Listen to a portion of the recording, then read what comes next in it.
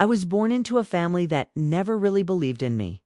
From as far back as I can remember, my worth was measured not by who I was, but by what I could accomplish according to their narrow standards. My parents, especially my father, had a way of making me feel like I was just a placeholder, an afterthought in the grand narrative of our family. My name is Daniel, but growing up, you'd think my real name was Disappointment. At least that's how my father, Raymond, made me feel. My mother, Evelyn, was no better. She didn't call me names. But her silence and her constant comparisons were sharper than any insult. And then there were my siblings, Victor, the golden child, and Melissa, the doting daughter who could do no wrong. Victor was everything my father ever wanted in a son. Charming, athletic, and ambitious.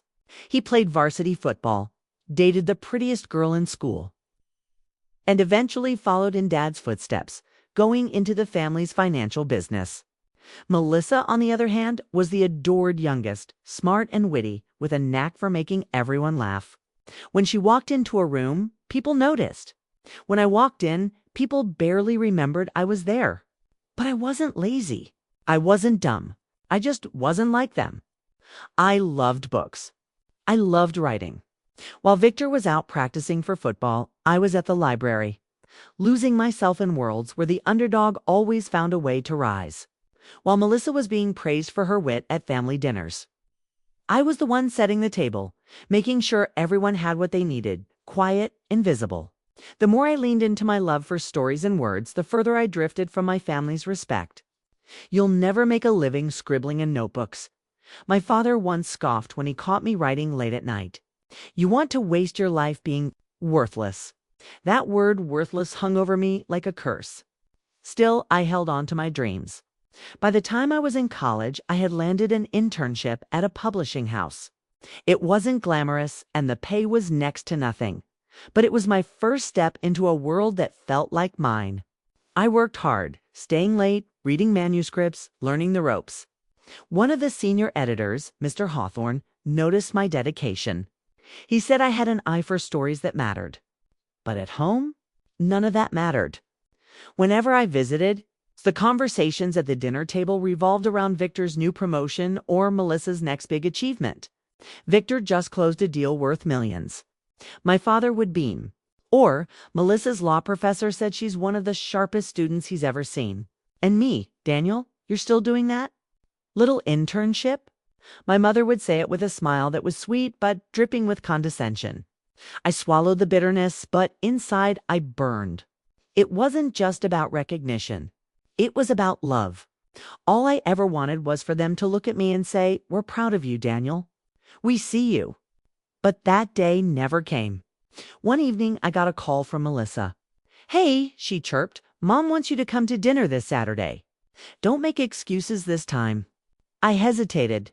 Family dinners were always minefields. But something in her tone told me this one was important. "Fine," I said. "I'll be there." When Saturday came, I wore my best shirt, ironed my pants, and even got a haircut. I told myself this time would be different. I had good news. After months of proving myself, Mr. Hawthorne had offered me a full-time editorial assistant position. It wasn't huge, but it was a real job in the industry I loved. Maybe, just maybe, they'd be proud. As I drove to my parents' house, my stomach twisted with nerves. The moment I stepped through the door, the old familiar feeling hit me. I didn't belong. Victor was already there, shaking my father's hand, talking about his latest deal. Melissa was hugging my mother, showing off some fancy purse she had just bought. "Daniel," my mother said with a polite smile, "you made it." "Of course," I said, forcing a smile. We sat down to dinner, the table groaning with roast beef, mashed potatoes, and all the fixings. It should have felt warm, homie. But for me, it felt like a stage where I was always cast as the extra. Victor dominated the conversation. He was talking about how his firm was eyeing a new acquisition. My father hung on every word. Melissa chimed in with stories from law school, making everyone laugh. I sat quietly, waiting for a moment to share my news. But every time I opened my mouth, someone cut me off. Finally, I cleared my throat. "I actually have something to share." "Oh, Daniel," my mother interrupted. "Pass the gravy, will you?" I bit my lip, passed the gravy, and waited again. When I tried once more, Victor smirked. "What is it, Danny? Did you finally get promoted to coffee boy?" The table erupted in laughter. Even Melissa chuckled. Heat rose to my cheeks. I wanted to yell, to slam my fist on the table, but I held back. "I actually got hired full-time," I said firmly. "At Hawthorne Publishing, as an editorial assistant." There was a pause. For a second, I hope they'd say something nice. But then my father chuckled. "Editorial assistant. So, you're basically still fetching coffee, just with a fancier title." Victor smirked. "Congrats, Danny. You'll be reading bedtime stories while the rest of us make real money." Melissa shook her head, half smiling. "Publishing. Isn't that industry dying?" And then came the word. My father leaned back, sipping his wine, and said it with that same disdain I'd heard all my life. "Worthless." The word hit me like a punch to the chest. I froze, my fork halfway to my mouth. My heart pounded. That single word brought back every moment of being belittled, every night of crying silently in my room as a kid.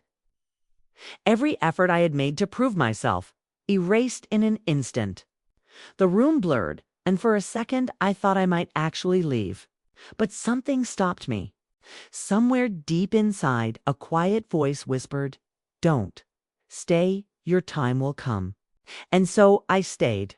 I had no idea that moment would arrive sooner than I ever imagined. That dinner was the setup, the perfect storm of humiliation and old wounds reopening. They thought they had me figured out, a disappointment. A nobody. Someone whose life would never amount to anything. But they didn't know the truth. They didn't know that fate was about to deliver a twist none of us saw coming. And it would all begin that very night. I don't think anyone ever forgets. It's the exact temperature of a room when they're called worthless. For me, it was the cloying warmth of my mother's dining room. The scent of rosemary and garlic hanging in the air like a curtain. My father's word "worthless" had the density of iron. It sank straight through the table setting, through the roast, through the floor, and into that pit in my stomach I used to carry around as a teenager. "Dad," I said slowly, "I just told you I got a real job." "An assistant," he said, as if I hadn't spoken. "Still means you answer to someone who matters, Daniel." Victor chortled and slouched back in his chair. He always looked like a king in exile, all casual ownership. "Come on, Danny, it's cute. He likes books. At least we know he's literate." Melissa's smile was thin, hinged with pity. "It's not bad, Daniel. It's just, you have to admit, it's not exactly stable. Publishing is, what did my friend say? Aesthetic poverty." I felt the old heat rise behind my eyes. I'd trained myself to keep it from spilling out. I wasn't going to give them tears. Not tonight. Not after I drove there telling myself, "Don't shrink this time. Say your news out loud and let it stand." I set my fork down carefully. The silver clicked against the plate. Mr. Hawthorne said he hasn't seen someone with my reading instincts in years. He's already entrusted me with 2 early chapters of an author he's courting. Victor gave a theatrical ooh, then rolled his eyes so hard I thought they might dislodge. Reading chapters earth-shattering. My mother, Evelyn, dabbed delicately at her lips. "We're not trying to upset you, dear," she said, despite the fact that they very obviously were. "We just worry. Your father and I want to make sure you can support yourself. And, someday, a family." I am supporting myself. "Barely," my father muttered. I inhaled. Counted to 3. Exhaled, the trick my therapist in college taught me in a cramped office that smelled like peppermint tea and dust. Back then, I couldn't afford weekly sessions. I stretched the budget by spacing them out. I used to imagine a glass wall between me and the world, a barrier that let sound through but kept me safe from touch. I could feel it forming now. A thin plane of protection between their words and the core of me that still believed I could be more than they decided I was. "Ray," my mother said mildly, "an olive branch made of paper. Let's not ruin dinner." "Oh," my father said. "I thought we were celebrating." "Celebrating what?" I asked. Melissa's eyes flashed to Victor's, and they smiled. "Victor's big news," she said, reaching for her glass. He's being named a partner. They're having a formal announcement next month, but Dad pulled some strings to get it moved up. It'll align with the fund's closing. Congrats, I said automatically. I forced a smile that hurt my cheeks. It was like clapping for a magician while he sawed you in half. Thank you, Victor said, and the way he said it was a soft slap. It's the culmination of a lot of long nights, a lot of real work. My mother's hand found my father's. For our Malay, we thought it would be nice to gather the family and toast to his achievement. It's funny, everyone's so busy these days. We don't do this enough. Everyone's so busy that was code for Victor is busy and thus important. The rest of you exist around his calendar. I lifted my water. To Victor. We clinked. My glass knocked too hard against his. A drop spilled onto my knuckle. It felt like a tear trying to impersonate water. A quiet fell, the kind that isn't really quiet because it's full of unsaid things. The roast was perfect because, of course it was. My mother is the kind of cook who can make a roast tender enough to cut with a spoon and still fail to soften her words. I ate with mechanical politeness, nodding at appropriate moments. I tried again. I've been given some latitude at the office, I said, carefully. They've asked me to attend an author dinner next week.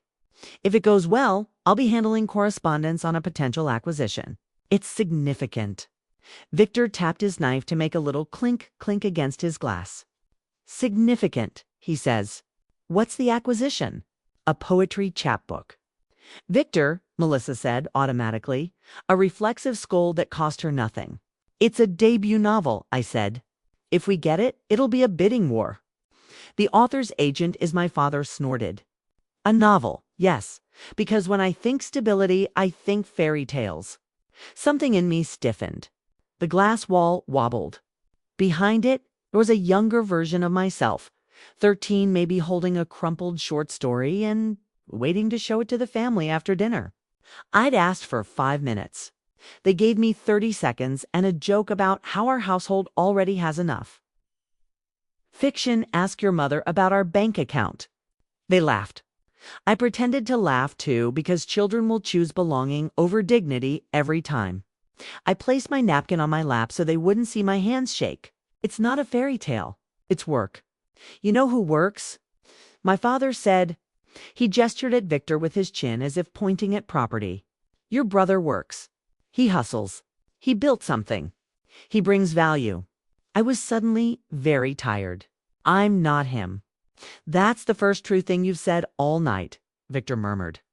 Melissa dabbed her mouth. Danny Daniel, I corrected. She blinked at the correction as if I'd slapped her hand away from my cheek. Daniel Look Law isn't for everyone.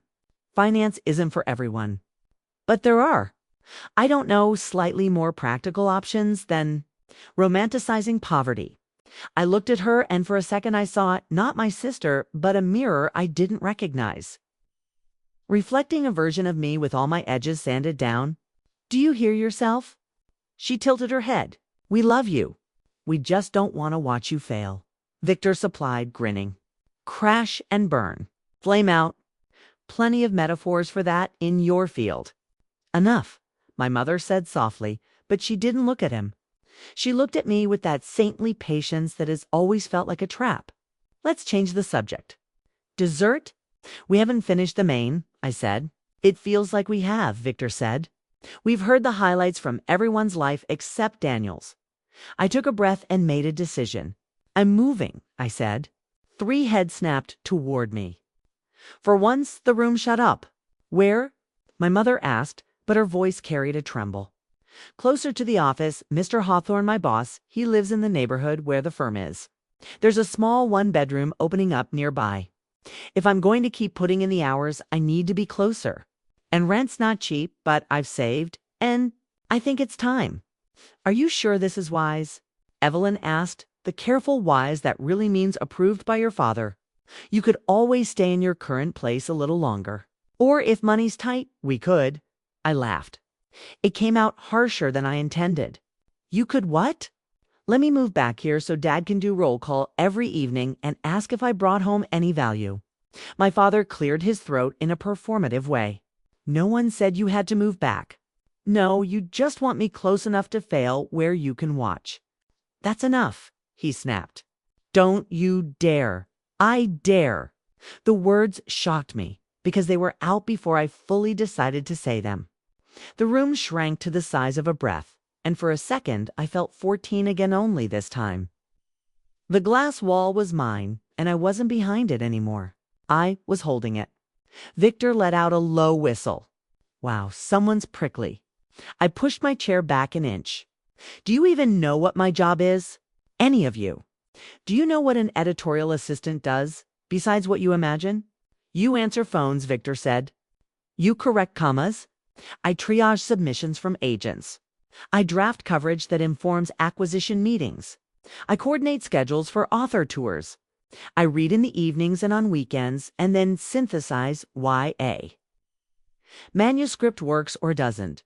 I'm learning how lists get made, how catalog seasons are built, how to argue for a book when a spreadsheet says it's risky, but a gut says it matters. I'm learning the names of copywriters who have saved books you've actually heard of, but don't realize needed saving. I'm learning how to be someone I would have needed when I was a kid. Silence pressed against the windows. Even the dim above the table hummed like it was listening. My father's mouth curled. So you're a bureaucrat for fairy tales. It's not fairy tales.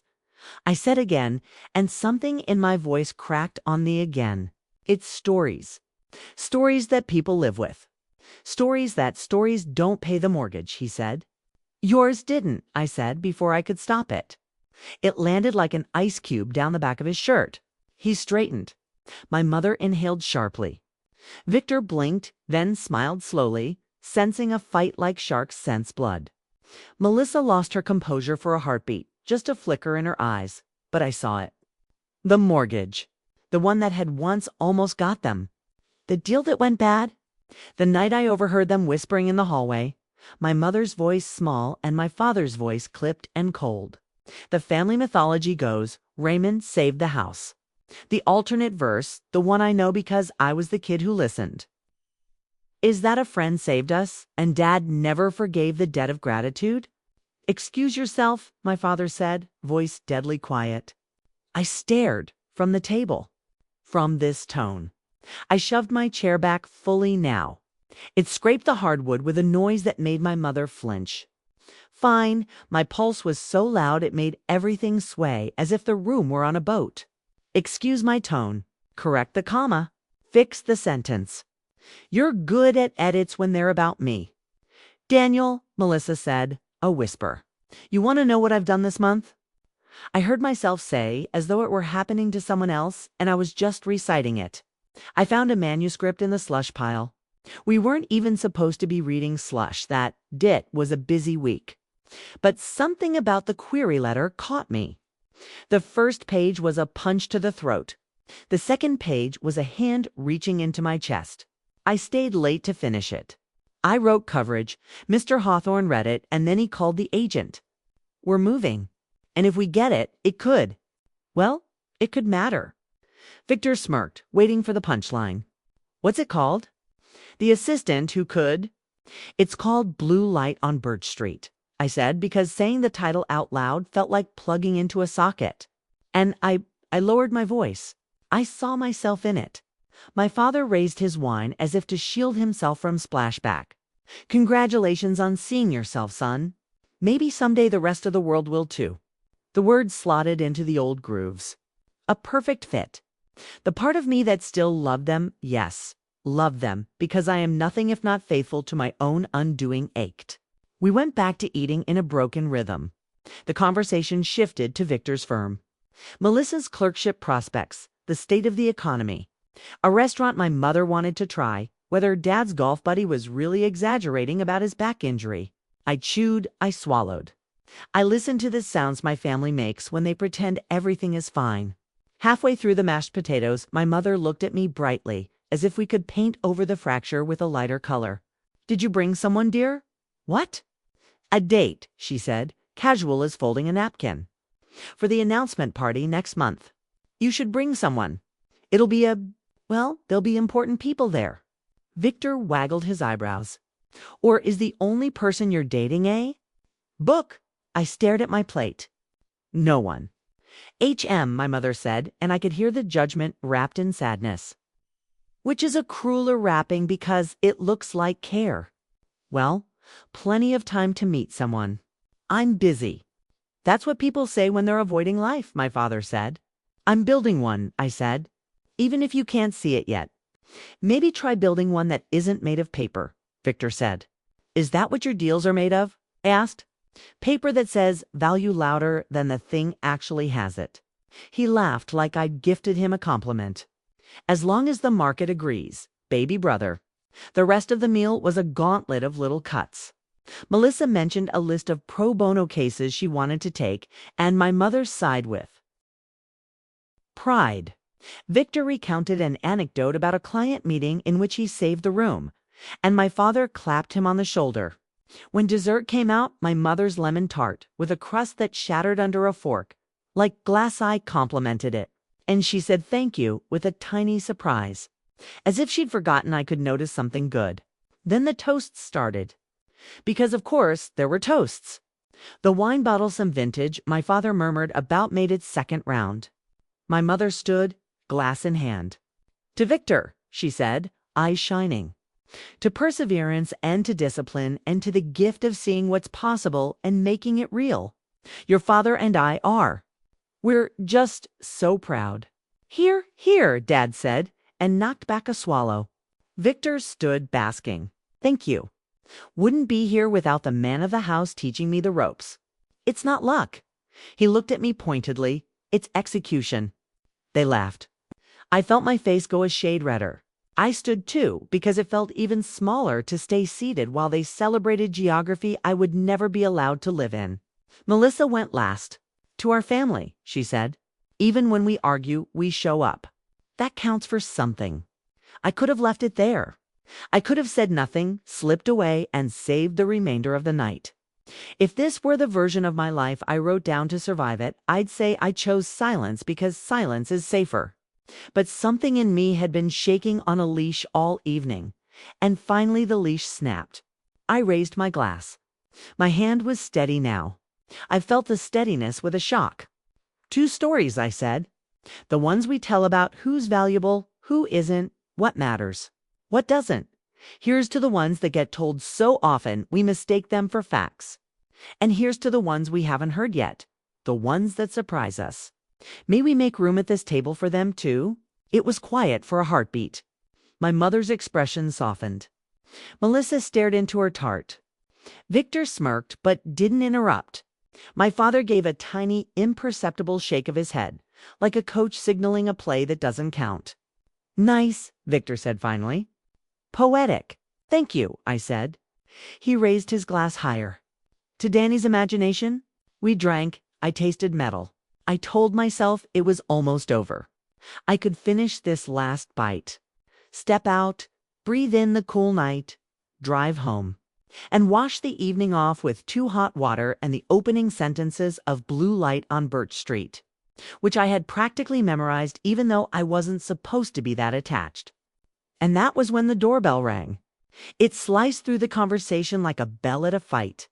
Everyone looked up. My mother blinked. Who on earth? Probably the neighbor, my father said. Car parked too close again. I'll get it, I said, glad for an excuse to move, to put a wall between myself and the room's gravitational pull. I walked down the hallway I knew by muscle memory. The family photos watched from the walls, Victor in his football uniform.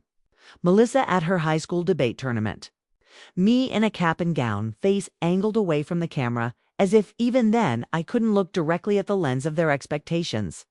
I opened the door, and there on the porch, adjusting his glasses against the porch light, was Mr. Hawthorne. Daniel, he said, warm surprise spreading across his face like morning. I hope I'm not impossibly late. I was nearby for a thing. He flicked a glance at a car idling behind him. Town car, driver silhouette fixed, and realized I never responded to your email about that change we discussed. Terribly rude of me. But then I remembered you mentioning your parents live in the Crestview neighborhood, and I took a gamble. Hello? For a second, my brain refused translation. The two worlds in my head family where you are small and work, where you are learning to be tall, had always existed on separate continents. Seeing him with his rumpled elegance, his silvering hair, his gentle but keen eyes standing on my parents' front porch was like watching parallel lines meet. "Mr. Hawthorne," I said, after an embarrassing beat where I just grinned. "Hi." He peered past me into the hallway. "I'm interrupting a dinner, aren't I?" "Just family," I said. The word tasted different suddenly. "Please come in." He hesitated. "If it's a bad time, I can. It's fine," I said quickly, too quickly. "It's actually perfect." He stepped inside, taking in the framed pictures. "You were a cute kid," he said, then winced. "Forgive me. I forget I'm allowed to say that only before I've made the first edit on someone's work." He smiled. "I brought something." He lifted a small paper bag I hadn't noticed, grease spots darkening the corners. "A bakery near the venue sent me on my way with too many crullers. I'm quite sure I don't need them." "Crullers! My mother loves crullers. Come meet my family," I heard myself say. "They'd love to meet you." Would they? The question hung, rhetorical and tremulous. Then the leash snapped in the other direction. Maybe they wouldn't love it, but they would meet him. Here, in the one space where they'd filed me under less, I felt a thin, fierce spark climb my spine. Not triumph, no. Not yet. But something shaped like it, a promise forming in the air like pressure before a storm. We reached the dining room. For a heartbeat, no one moved. Then, for heads turned in unison, my mother's polite hostess mask flipping on, my father's eyes narrowing as calculators assembled behind them, Victor's face brightening with a chameleonic charm, Melissa's mouth parting in a small O. "Everyone," I said. Tones steady, steady, steady. "This is Mr. Hawthorne, my boss." The "my boss" hung like a chandelier. You could see the room adjust to it, everyone recalculating angles and light. My mother was first out of her chair. "Welcome," she said, smoothing an invisible wrinkle on her blouse. What a pleasant surprise. "I'm Evelyn." "Delighted," Mr. Hawthorne said, shaking her hand. He had a disarming way of making introductions feel like old friendships. "Daniel speaks fondly of your cooking. Oh, that tart looks positively criminal." He turned, "Mr. Raymond." My father stood, projecting his gentleman of a house warmth that he kept in a glass case for guests and clients. "Raymond," he said, "please join us. We don't often have distinguished visitors drop in on a Saturday." Distinguished. Mr. Hawthorne laughed lightly. "You'll make me insufferable at the office, Mr. Raymond. Please," my father said. "Raymond's fine." Victor swept around the table, hand already extended. "Victor, big fan of your industry. Market dynamics for media are well wild these days. Always happy to meet the people steering the ship." I watched the handshake like a spectator watching a match with the stakes dressed as politeness. Mr. Hawthorne's grip was courteous, not performative. "Nice to meet you, Victor." Melissa offered a hand too. Melissa, Daniel's sister. "I'm in law school." "God help you," he said kindly, and she laughed before she remembered to be composed. "Please sit," my mother said, gesturing to the empty chair next to me. She was already moving plates slightly, adjusting, orchestrating. "Crullers, did you say? We'll put them out with coffee." "That would be a mercy. They're dangerous." He took the chair by my side. For the first time all night, my shoulders dropped. The chair felt different with him at the table, like it had become real furniture instead of a prop. My father poured him wine. He accepted half a glass with a thanks. And then the dance began, the one where families charm strangers to hide the bruise they've been pressing all evening. So my father said, casual as a blade in a sleeve, "You're the one who's convinced our Daniel that this industry has a future." "Raymond," my mother warned softly, but smiling. Mr. Hawthorne tilted his head. "He convinced me," he said. "In fact, your son has an instinct I don't see often." I stared at my plate. My chest did something that felt like a flinch and a bow at the same time. Victor laughed. "Instinct for what?" "Picking winners." "Instinct for truth," Mr. Hawthorne said. The room redistributed itself again. everyone finding a new stance to balance on the unexpected sentence. My father's mouth tightened, barely. Melissa's fork paused midair. My mother's eyes flickered to me and then away, as though staring was dangerous. Truth doesn't always sell, Victor said easily. Nor does it announce itself on a spreadsheet, Mr. Hawthorne replied, taking a small, appreciative bite of tart. But when it does sell, it sells for a long time. He turned to me. About that email, you were right about the opening paragraph. We should ask for the version he mentioned in his notes. If he won't cut, I want to see if we can move it to the chapter break. My heart beat a staccato against my ribs. I'll draft the note tonight. Tomorrow is fine. He said then, because he's him. But if you prefer tonight, I won't stand between a man and his momentum. The opening paragraph of what? My father asked. Mr. Hawthorne glanced at him. A manuscript Daniel flagged. An exceptional one. He took another bite and smiled, a little surprised at the lemon's punch. He wrote coverage that would have made my old mentor jealous. Coverage exceptional. Mentor, the words seemed to float above the centerpiece like new constellations. And for the first time that evening, I watched my family crane their necks upward. We were just toasting Victor's promotion, my mother said, finding the familiar footing of a prepared line. He's being made partner at his firm. Congratulations, Mr. Hawthorne said, turning to Victor with genuine warmth. That's quite an achievement. Thank you, Victor said, and his voice for once didn't drip. It almost sounded human. And Melissa's my mother gestured to her finishing law school soon. Another congratulations, Mr. Hawthorne said. You must be proud. We are, my father said, and then turned the beam toward me. We're very proud of our children. Some are just on different trajectories. Mr. Hawthorne's gaze landed on me and stayed. Different isn't a synonym for lesser, he said mildly. It's a prerequisite for original. The sentence dropped into the center of the table like a coin into a jar that had never heard that particular sound. Something in me unclenched so suddenly I almost swayed. I could feel the night tit's shape, its script tilting. The humiliation that had been slowly building, brick by brick, didn't topple yet. But one brick slid, then another, and I felt the structure quake. I didn't know then what else would come, what he would reveal, what power would shift. That would be later. For now, all I knew was this.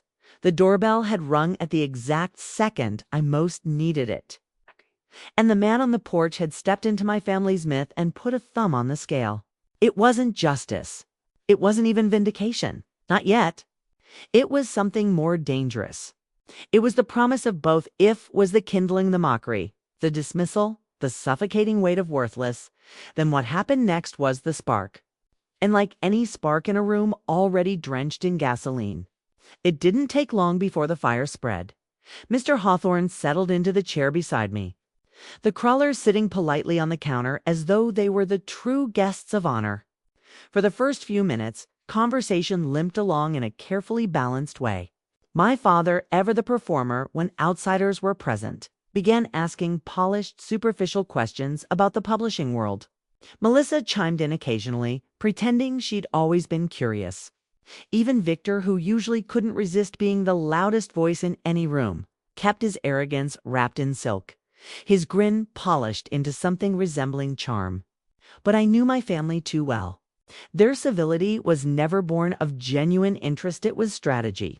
And if you listened carefully, you could hear the calculation beneath their words. So tell me, my father said, swirling his wine with an ease that looked casual but wasn't publishing in this digital age, how do you even keep the lights on? I've read the industry's shrinking.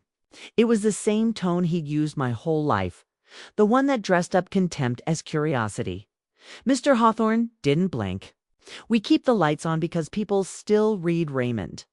In fact, they read more than ever. It's just that the forms change. And while the industry contracts in some areas, it expands in others. That's why people like Daniel are so vital. They have instincts that adapt. I nearly dropped my fork. Vital.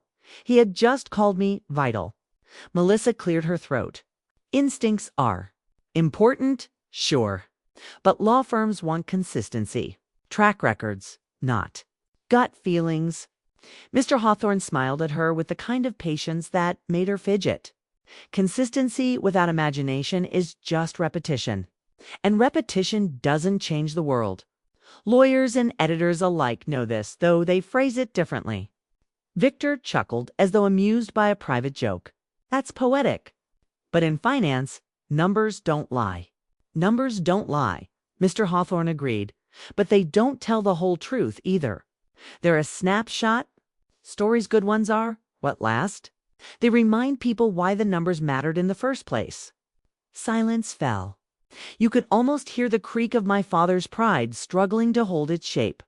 I watched him search for a retort, but Mr. Hawthorne's calm certainty had built a wall too high to scale. Then came the moment I didn't see coming, the twist that cracked the night open. Mr. Hawthorne leaned back slightly, as though the thought had just occurred to him. Oh, Daniel, perhaps I should mention this now, since it will become public soon anyway. The manuscript you discovered, Blue Light on Birch Street, we're acquiring it. My breath caught.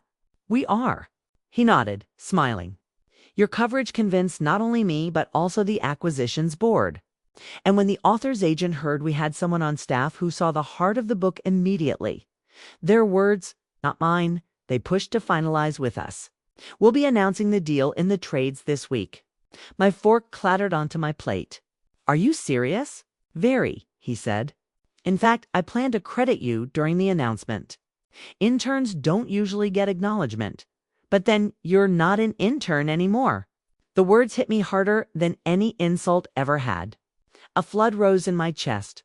Pride, relief, disbelief, all at once. For so long, I had carried my ambition like a secret shame, something fragile I had to protect from ridicule. And now, here was proof, delivered right into the dining room where I'd been called worthless minutes earlier. Melissa blinked. White are saying, Daniel, found it? Mr. Hawthorne turned to her. Correct? He pulled it from the slush pile. Had he not, it likely would have been overlooked. Victor's smirk faltered for the first time all evening. Slush pile. That's the junk mail, isn't it? That's where many treasures hide, Mr. Hawthorne said evenly. If you have the eye to spot them, Daniel does. My father's voice was low, controlled, but I could see the tension in his jaw. One book deal doesn't mean much, does it? Mr. Hawthorne's eyes sharpened just slightly. This book will mean quite a lot. The bidding was competitive. We secured it because of Daniel's insight. In fact, he paused, then added casually, the advance will be in the 7 figures. The table froze. My mother set her fork down, her eyes wide. 7 figures.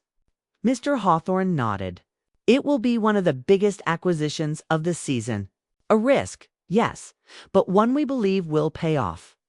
Daniel championed it when others might have dismissed it. That's not luck, that's vision.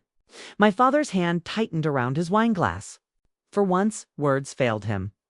Victor leaned forward, trying to salvage his composure. So, you're saying my little brother just made your company $1 million? Mr. Hawthorne smiled. I'm saying he made us believe in something worth betting on. That's rarer than you think. I sat there, stunned. The family who had spent years telling me I was chasing shadows now had to face the fact that my so-called shadows had just turned into gold. Melissa's face flushed pink. That's impressive, Daniel. Really, I didn't know? Of course you didn't, I said softly, not to wound, but because the truth finally felt safe to speak. Victor let out a strained laugh. Well, congrats, little brother. Maybe you'll actually pay for dinner sometime. The bitterness under the joke was unmistakable. Mr. Hawthorne, ever perceptive, glanced between us and said gently, it's not a competition. Each of you has your paths. But I will say this, Daniel's contribution tonight isn't just professional. It's personal. Because books like Blue Light on Birch Street don't just succeed on paper, they resonate. And only someone who knows what it feels like to be unseen could have recognized that resonance so quickly. The words rang through the room like a bell. Unseen. That was my life in a single word. For the first time, my father looked at me not with disdain, but with something else, something he didn't want to name. Conversations stumbled after that. My mother asked questions, forced polite. Melissa complimented Mr. Hawthorne's bakery crullers just to fill the air. Victor retreated into his wine glass, swirling the liquid as though he could drown his resentment in it. But the silence between the lines told the real story. For the first time, they couldn't ignore me, couldn't belittle me without contradicting a man they suddenly wanted to impress. I almost pitied them, almost as I sat there. Part of me wanted to savor their discomfort, to lean back and bask in the vindication. But another part, the child who had once begged for their approval. Act. I wanted them to look at me and finally see me. To say, we were wrong. You're not worthless. But they didn't. Not yet. Instead, they fidgeted in the awkwardness, clinging to the scraps of their old hierarchy. My father's pride, Victor's arrogance, Melissa's condescension, they were still there, just cracked. Cracks don't heal overnight. They widen slowly until the structure can no longer stand. That night at the dinner table, a revelation shattered the story my family had been telling for years. They could no longer pretend I was the weak link, the one lagging behind. My work had spoken louder than their insults ever could. But this was just the beginning. Because as satisfying as it was to watch their smug certainty falter, the climax was yet to come. And when it came, justice would not whisper. It would roar. If the revelation was a crack in the dam, what came next was the flood. All the years of being belittled, diminished, and dismissed had stacked up like tinder waiting for a single match. And Mr. Hawthorne had unknowingly struck it. The dining room, once Victor's stage and my father's throne, now felt different. For the first time, the spotlight wasn't on them, it was on me. And it wasn't because I demanded it. It was because the truth had been dragged into the open. Undeniable and shining. I glanced at my father. His jaw was clenched so tightly, the vein at his temple throbbed. Victor swirled his wine like it owed him something, his smile brittle around the edges. Melissa tried to disguise her unease with polite smiles at Mr. Hawthorne, but her hands fidgeted against her napkin. And my mother.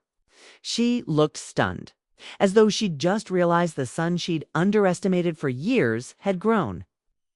Taller, right under her nose. Mr. Hawthorne. Blissfully unaware of the centuries of family warfare woven into that table, continued talking with ease. It's rare to see an editorial assistant champion something so strongly, and rarer still to be right. Daniel's conviction cut through a crowded acquisitions meeting. I think you should be proud. The word proud echoed in my chest. It was everything I had begged for as a boy. And now, here it was, delivered by the one person whose opinion they couldn't dismiss. Victor finally broke the silence. That's great for Daniel, he said, forcing a smile. But let's not exaggerate. He didn't write the book, did he? He just spotted it. Mr. Hawthorne chuckled. That's like saying an investor didn't build the company, just spotted it. Both are true and both are vital. Without that recognition, the opportunity never exists. Victor's smile slipped. My father, sensing his golden child faltering, stepped in. Spotting potential is one thing. Turning it into profit is another.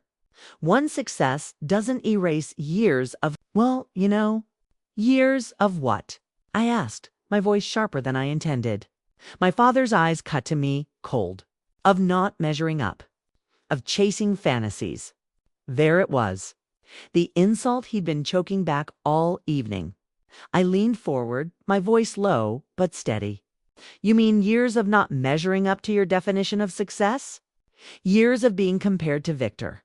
Years of being called worthless. The word landed like a hammer on the table. Melissa flinched. My mother whispered, Daniel, but I didn't stop. You think because I don't close deals or argue cases, I don't matter? But let me ask you who, at this table, just secured $1 million book deal that people will be talking about for years. Was it Victor? Was it Melissa? Or was it the so-called worthless one? My father's face reddened. Watch your tone. No, I said, louder now. For once, you watch yours. The air snapped taut. Every molecule vibrating with the tension of words unsaid for decades. Mr. Hawthorne, to his credit, didn't shrink from the storm. Instead, he set his fork down and folded his hands calmly. Forgive me for intruding, but may I offer an observation? All eyes turned to him. I've worked with hundreds of writers, editors, and executives, he began. And if there's one thing I've learned, it's that the people we underestimate often surprise us the most. Daniel is one of those people. You may think he's quiet, but he listens. You may think he's soft, but he sees what others miss. That combination, it's rare, and it's valuable. He let the word valuable hang in the air, the perfect counterweight to my father's favorite word, worthless. Tonight, Mr. Hawthorne continued, you should all understand something. This isn't luck. This is talent meeting opportunity. And Daniel, he turned to me, his expression warm. You should take pride in it. I swallowed hard, my throat tight. Thank you, sir. Victor couldn't take it anymore. So what? Now Daniel's the star. He reads a book and suddenly he's some kind of genius. Please. I've been grinding for years, closing deals, making real money. But does anyone walk in here and call me vital? No, it's all about him now. Victor, my mother started, but he cut her off. No, I'm not going to sit here and act like this is some fairy tale redemption arc. He's always been second rate, and one lucky break doesn't change that. Something inside me snapped. Second rate, I said, my voice trembling with rage. Do you have any idea how many nights I stayed up working unpaid hours just to prove I deserved a chance? How many times I ate instant noodles so I could afford subway fare to the office? While you were coasting on Dad's connections, I was clawing for every scrap of recognition. And you have the nerve to call me second rate. Victor's face twisted. You're still living in some fantasy world. Books don't make the world go round. Money does. I stood, my chair scraping back. Then why does your money feel so small right now compared to one story that can outlive us all? The table went silent. My heart pounded in my ears, but I didn't back down. My father slammed his hand on the table, making the silverware jump. Enough. You think this one success makes you better than your brother? Than this family. You're still the same dreamer who never grew up. I locked eyes with him.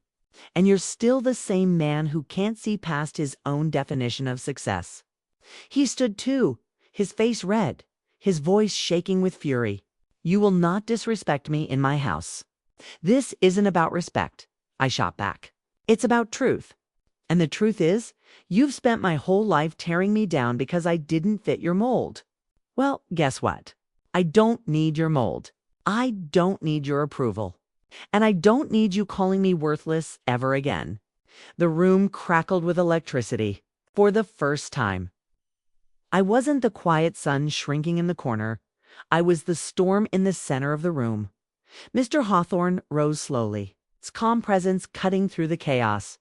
I think I've seen enough tonight, he said gently, though his eyes were sharp. And I'll tell you this, Daniel, you don't owe anyone here an apology. You've already proven your worth. Don't let anyone make you forget it. He turned to my family, his tone courteous but firm.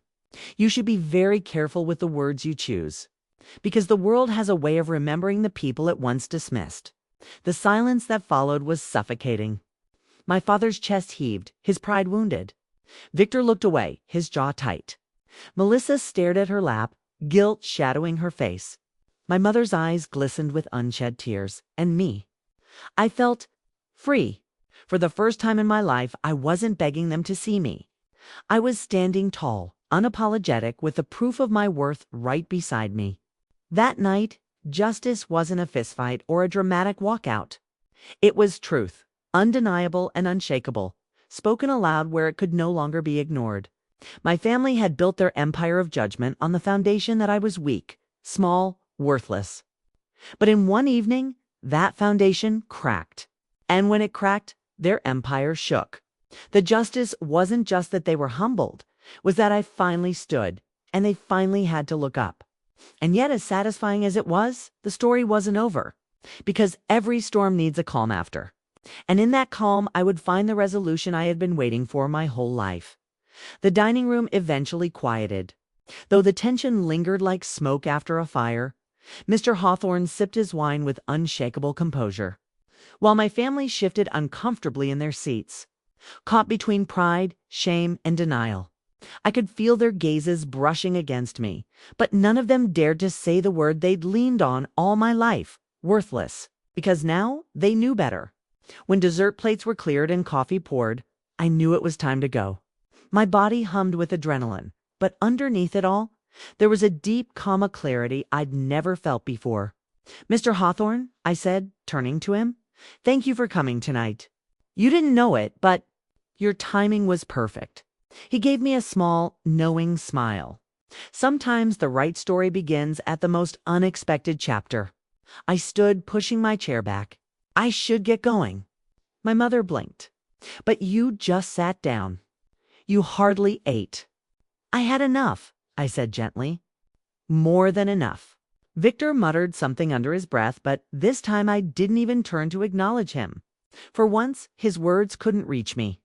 My father stared at me with a clenched jaw, his pride still wrestling with the fact that he'd lost control of the narrative. "Daniel," he said stiffly, "this change doesn't erase the past." I met his eyes. "No, but it changes the future. And that's enough for me." Melissa reached out as if to touch my arm, but stopped halfway. "I'm sorry, Danny. I didn't know." I looked at her, a thousand memories flickering in my mind of her teasing, her pity, her careless laughter at my expense. For the first time, I didn't feel the need to cling to her approval. "Now you do," I said simply. And with that, I walked out of the dining room, out of the house, and into the night air that smelled like freedom. I sat in my car for a long moment before turning the key. My hands trembled, not from fear, but from release. For years, I had carried the weight of their voices, every insult, every dismissal, every whispered worthless. And tonight, I had finally set it down. The truth wasn't just that I had proven them wrong. It was that I no longer needed to prove anything at all. As I drove away, I thought about Blue Light on Birch Street, the manuscript that had changed everything. The story of a young man finding his voice in a family that refused to hear it. No wonder it had spoken to me. It was my story too, and now the world would hear it. A week later, the publishing world buzzed with the news. Hawthorne Publishing secures seven-figure debut novel in competitive bid. The article mentioned the book's title, the author, and buried in the second paragraph, young editorial assistant named Daniel Gray, who had championed it from the start. My inbox overflowed with congratulations from colleagues, from interns, even from agents who had once ignored my emails. For the first time, I wasn't invisible in my own world. And then, surprisingly, came the call. It was late evening when my phone buzzed. The caller ID read, "Dad." For a moment, I considered ignoring it. But something in me wanted to hear what. He had to nod because I needed his validation, but because I deserved closure. I answered, "Hello." There was a pause, then his gravelly voice. "Daniel, yes, I read the article." Its tone was clipped, restrained. "Seems you've done well." "I have," I said simply. Another pause. I could hear him breathing on the other end, wrestling with words he wasn't used to saying. "I may not always understand your choices, but you were right about proving yourself." I closed my eyes. My chest ached with something bittersweet. It wasn't a full apology. It wasn't the years of love I'd been denied. But it was something. A crack in the armor. "Thank you," I said quietly. And for the first time, he didn't call me worthless. Weeks passed. At work, I threw myself into projects, each manuscript another chance to sharpen my instincts, another story to champion. Mr. Hawthorne became more than a boss. He became a mentor, someone who believed in me even when I faltered. At home, I no longer dreaded family gatherings. I didn't seek them out, but when I did attend, I walked in with a quiet confidence that couldn't be shaken. Victor still bragged, Melissa still charmed. My father still carried his pride, but none of it touched me anymore. Because I had my own story now, and I was the one telling it. Looking back, I realized the greatest justice wasn't the seven-figure deal or the stunned faces at that dinner table. It was the freedom that came with knowing my worth had never belonged to them in the first place. All my life, I had begged for scraps of approval, thinking their validation was the key to my happiness. But the truth was simpler and harder. I had to see myself first. Worthless? No, I was never worthless. I was underestimated, misunderstood, but never worthless. And once I stopped believing that lie, nothing they said could hold me down again. So here's the story I want to leave you with. Sometimes, the people closest to you will be the ones who doubt you the loudest. Sometimes they'll call you names that stick to your skin like scars. But scars don't define you, they remind you of what you survived.